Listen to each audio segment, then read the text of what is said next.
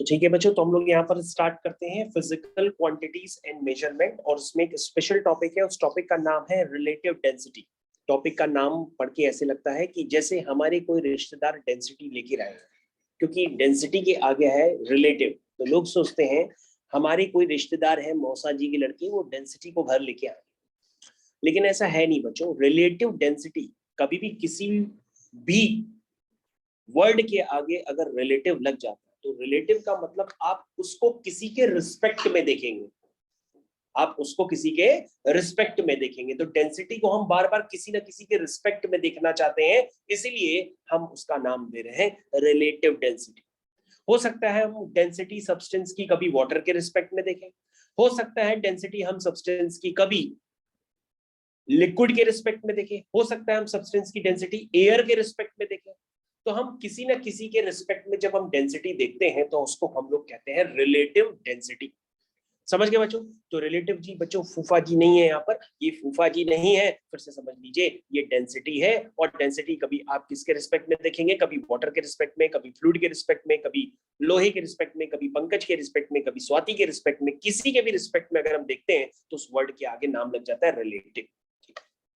आगे बढ़ते हैं बच्चों। The relative density of a substance is defined as the ratio of the density of the substance to the density of the water। तो बच्चों आपके course में जो रिलेटिव डेंसिटी है वो डिफाइन की गई है कि आप सब्सटेंस की डेंसिटी अगर वाटर के रिस्पेक्ट में देखते हैं तो उस डेंसिटी का नाम क्या है, relative density. The relative density का जो सिंबल होता है उसको हम लोग आरडी से यूज करते हैं। बच्चों आरडी अगर भूल जाए तो आप याद करिए, सिंगर है आरडी बर्गन, उसे आप याद रख सकते हैं। तो relative density of a substance क्या होता है, यहाँ लिखा है density of a substance divided by density of water. उसके बाद बच्चों एग्जांपल के लिए ध्यान से देखिए, कह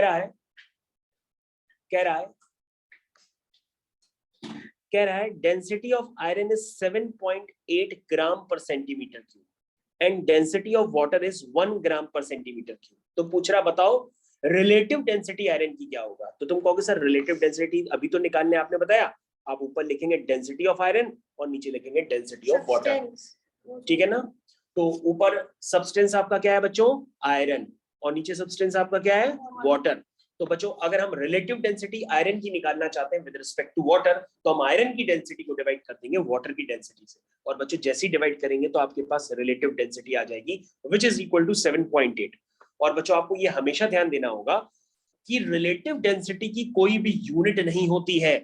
याद रखिए बच्चों, मैं गला फाड़ फाड़ के चिल्ला रहा हूं, रिलेटिव डेंसिटी की कोई यूनिट नहीं होती है। और इसका एक क्वेश्चन आपके सर आपको एग्जाम में जरूर पूछेंगे कि रिलेटिव डेंसिटी की क्या यूनिट होती है, और बहुत बच्चे सीना फाड़ के बताएंगे कि सर डेंसिटी ग्राम पर सेंटीमीटर की या केजी पर मीटर की। लेकिन बच्चों वो डेंसिटी की यूनिट होती है। लेकिन अगर आप सर रिलेटिव डेंसिटी की यूनिट पूछे तो आप कह दीजिएगा नो यूनिट, ठीक है। रिलेटिव डेंसिटी की कोई भी यूनिट नहीं होती है। क्यों नहीं होती है? क्योंकि बच्चों न्यूमरेटर में भी डेंसिटी होती है और डिनोमिनेटर में भी डेंसिटी होती है, तो वो कैंसिल हो जाती है यूनिट, ठीक है। इसलिए इसकी कोई यूनिट नहीं होती है। फिर कह रहा but density of a substance is the mass of, ध्यान से देखिएगा बच्चों, वो रिलेटिव डेंसिटी खत्म, आगे बढ़ते हैं। लिखा है but density of a substance is a mass of 1 centimetre cube of that substance, therefore we can also express relative density of a substance as follows. अब बच्चों ये और भी तरीके बता रहा है कि रिलेटिव डेंसिटी को और हम कैसे कैसे एक्सप्रेस कर सकते हैं। एक तो बच्चों मैंने अभी आपको ऊपर मेथड बताया, अब मैं आपको बता रहा हूं कि रिलेटिव डेंसिटी को और भी तरीके से एक्सप्रेस कर सकते हैं, जैसे मास of 1 centimetre cube of a substance divided by mass of 1 centimetre cube of water. ये भी बच्चों एक्सप्रेस करने का तरीका है। अब ये तो डिपेंड करेगा कि आपके पास एग्जाम में क्वेश्चन क्या गिवन है, जो क्वेश्चन गिवन है उसी के हिसाब से आप फॉर्मूला सेट कर दीजिए, ठीक है बच्चों। तो ये बच्चों आपके पास दो स्टैंडर्ड हैं जो ज्यादातर यूज होंगे, एक ये स्टैंडर्ड हो गया और एक ये स्टैंडर्ड हो गया। ये दोनों स्टैंडर्ड बच्चों आप यूज कर सकते हैं, ठीक है। उसके बाद बच्चों आगे देख लीजिए क्या लिखा है। Relative density of a substance can also be defined as the ratio of mass of any volume of a substance to the mass of equal volume of the water। तो बच्चों जैसे आपने देखा कि डेंसिटी को मास के टर्म्स में भी एक्सप्रेस कर सकते हैं, डेंसिटी को, ठीक है ना, किस किस तरीके से एक्सप्रेस कर सकते हैं वो सारी चीजें मैंने आपको बताई। और बच्चों अब देखो यहाँ पे दूसरी बातें भी समझ लेते हैं। ये जो मैं आपको बताता, relative density is just a number, it has no unit, it is dimensionless quantity, इसकी कोई यूनिट नहीं होती है। It is a ratio of two same quantities. अगर ऊपर भी मास होगा तो नीचे भी मास होगा, ऊपर डेंसिटी होगी तो नीचे भी डेंसिटी होगी। समझ गए बच्चों? तो ये होता है रिलेटिव डेंसिटी का फंडा। ठीक है बच्चों, यहां तक समझ में आ गया? उसके बाद बच्चों कभी कभी आपको एग्जाम में जो क्वेश्चन दिए रहते हैं उसमें डेंसिटी बोतल भी होती है। तो डेंसिटी बोतल से रिलेटेड जो एक्सपेरिमेंट होता है ये आपको स्कूल लेवल पे बताया भी जाता है और ये काफी आसान होता है। जरा आप उसको समझ लीजिए।